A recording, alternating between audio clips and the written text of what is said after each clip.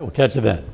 Parents can face a lot of obstacles when raising children. One in particular is the proper care and education before school begins. KOIM is taking an in-depth look at the challenges for parents, daycares, and employment. Our own Amber Jenkins spoke with a local early development school about making sure children have the best resources as they prepare for pre-K.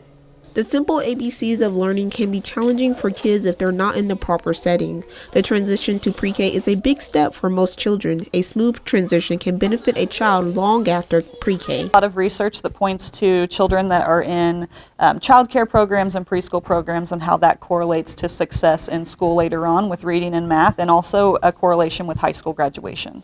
And so if we're starting as early as we can and embedding that love of learning, the structure, and just setting them up for success, it's definitely going to benefit them later on in life. Joplin Early Childhood assesses every child to understand what their needs are and begin teaching on their level. Screenings for kindergarten readiness, it encompasses a lot of different things. A lot of it is just noticing during the screening, like how are they interacting? Are they willing to go with the screener? Listening to language, are they talking? Are they mainly gesturing? We look at motor skills. Can they stand on one foot? Do they hop? And we see children of all levels and abilities, and we just want to know what they can do so that we can build upon it. Parents may not realize that preparing kids for pre-K can happen while running errands or in everyday life. There's a lot of things that parents can do at home to prepare their child to come to pre-K, to come to kindergarten. Things like narrating your day. Like the more words you're exposing your child to, the more likely that just helps develop language so much quicker. Talking about mom's making lunch today, I'm boiling the water, and just really just exposing your child to as many words and situations as you can. One local mom learned that normalizing learning will help a child develop a lifetime-long passion for learning. I would just normalize it, make it a part of your just regular conversations that you're having with your kiddos. Find other parents with kiddos the same age, kind of create that community and that network.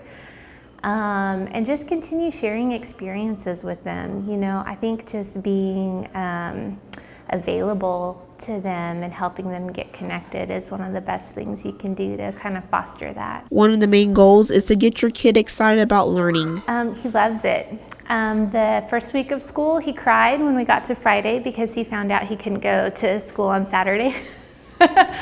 I'm sure it won't be like that forever, but no, he really hasn't been enjoying kindergarten a lot. My youngest, he's 2, and he's always really sad he can't go to school with his brother. So we get a lot of good time doing a lot of those things too.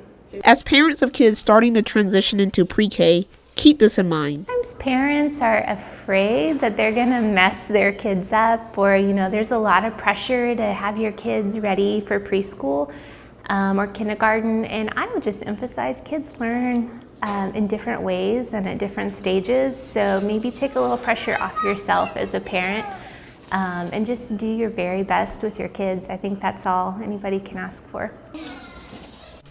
Amber joins us now. Boy, a lot can go into the pre-screening for these kids. Yeah, definitely. They are mostly looking for if the child is responsive, like verbally, or if they're just shrugging their shoulders, if they're willing to play and interact with their peers, are mostly the big things you're looking for while screening and accepting children in pre-K. Very good. Amber Jenkins. Thanks, Amber. Thank you. The Great Plains Alliance